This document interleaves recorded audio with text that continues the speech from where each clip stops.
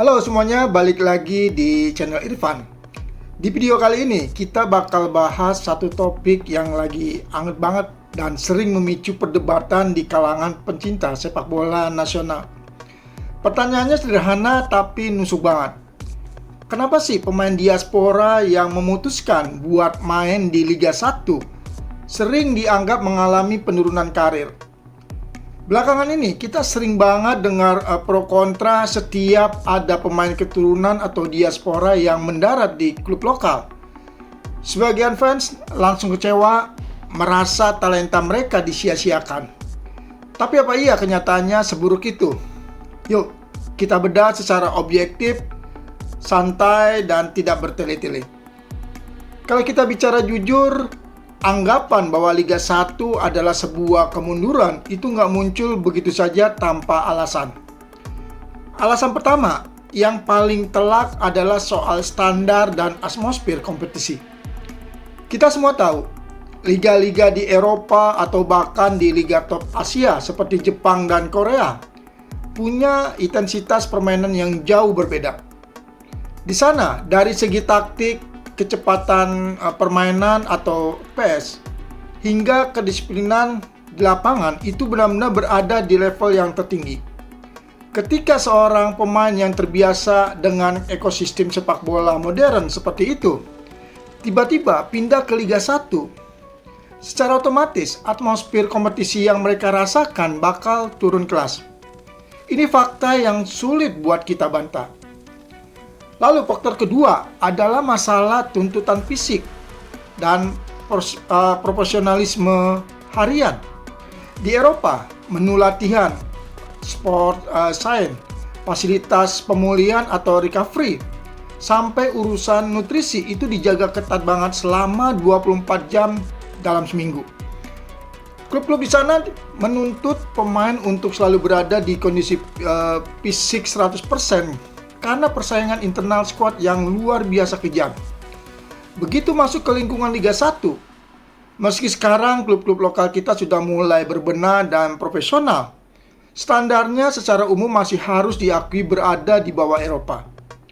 Kultur disiplin di luar lapangan di kita masih menjadi pekerjaan rumah yang sangat besar. Hal ini bikin banyak pengamat khawatir. Fisik dan etos kerja si pemain diaspora bakal pelan-pelan kendor karena menyesuaikan dengan lingkungan barunya.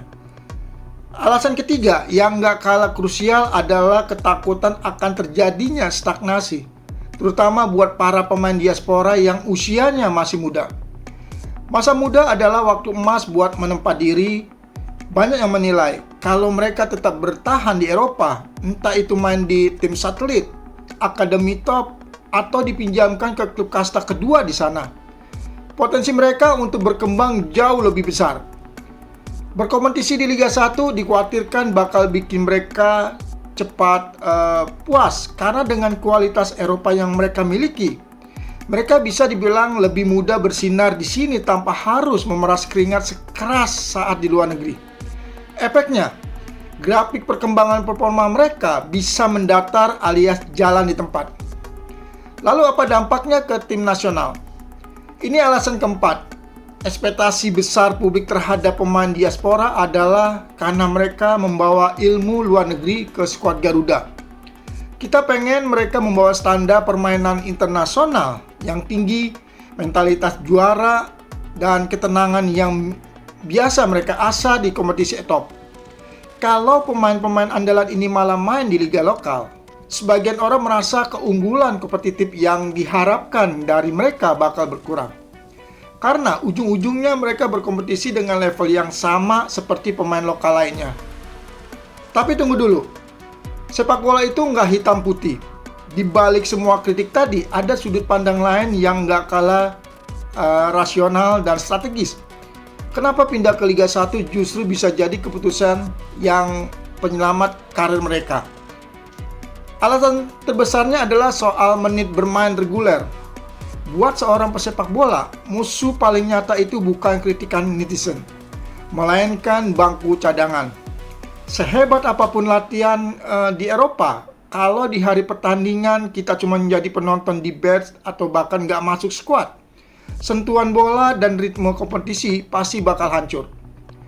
Banyak pemain diaspora yang kesulitan menembus tim utama di Eropa karena persaingan yang kelewat padat atau dinamika internal klub. Pindah ke Liga 1, mereka memberikan garansi sebagai pemain inti, menit bermain yang kompetitif, atmosfer tekanan dari supporter fanatik di stadion. Itu jauh lebih baik untuk menjaga mental bertanding ketimbang terus-terusan menjadi cadangan mati di Eropa. Selain itu, Liga 1 sekarang sudah jauh berbeda dibanding beberapa tahun lalu. Liga kita terus berbenah, kehadiran teknologi VAR membuat keputusan di lapangan lebih adil. Kualitas siaran meningkat dan persaingan antar klub semakin ketat. Ditambah lagi, regulasi pemain asing yang kompetitif membuat intensitas pertandingan di Liga 1 naik kelas. Main di Indonesia sekarang nggak bisa lagi cuma modal nama besar atau label lulusan Eropa. Kalau fisiknya kedodoran, mereka juga bakal kesulitan menghadapi pemain-pemain lokal yang punya kecepatan dan kegigihan tinggi. Jadi, menganggap Liga 1 sebagai tempat yang super mudah juga keliru besar. Kesimpulannya, apakah main di Liga 1 itu penurunan karir? Jawabannya tergantung dari sudut mana kita melihatnya. Kalau dilihat dari standar kompetisi murni, ya, ini adalah penurunan. Tapi, kalau dilihat dari kebutuhan real sang pemain yang butuh menit bermain, butuh memulihkan kepercayaan diri, dan butuh ritme bertanding demi tetap dilirik oleh pelatih tim nasional, maka langkah ini bisa menjadi loncatan batu pijakan yang sangat cerdas. Karir sepak bola itu pendek, dan terkadang kita harus mundur satu langkah untuk bisa melompat 3 langkah lebih jauh di masa depan. Baik, itu tadi pembahasan kita kali ini. Menurut teman-teman, bagaimana? Apakah keputusan pemain diaspora main di Liga 1 ini murni kemunduran? Atau justru langkah realistis yang harus kita dukung? Tulis pendapat teman-teman di kolom komentar. Jangan lupa buat klik tombol like, share video ini ke teman-teman sesama pecinta bola. Dan pastinya subscribe channel Irfan biar nggak ketinggalan pembahasan seru lainnya. Terima kasih sudah menonton sampai habis. Sampai jumpa di video berikutnya. Salam olahraga, salam sepak bola Indonesia.